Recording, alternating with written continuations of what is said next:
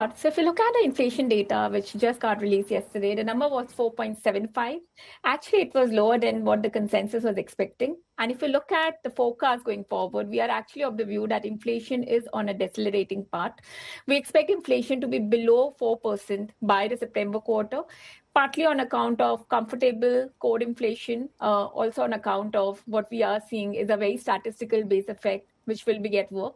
But I think what is interesting is that inflation is likely to move higher back to 4.5% in second half FY25. If I look at my monthly inflation trajectory and where there is a good news, my inflation forecasts are actually trending 30 basis points below the RBI's forecast of 4.5%.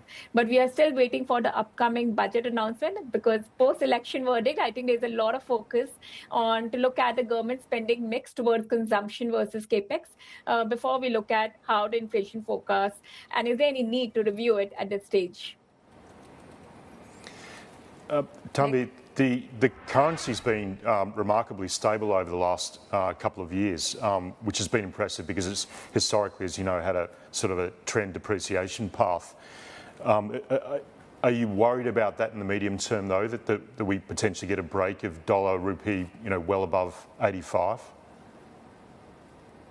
So if you look at USD INR, our expectation is, again, it is expected to be range bound. If you look at our India's external position, there's a very strong external balance buffer. Plus, there is an expected boost, which we are expecting from the bond index inclusion, almost to the tune of $25 billion of inflows, which we are expecting in the next 12 months.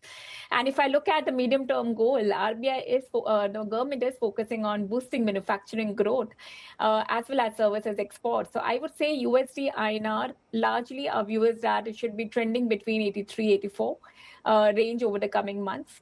Now, the dollar is also very interesting, especially with the Fed rate cut expectation getting pushed forward from September to December.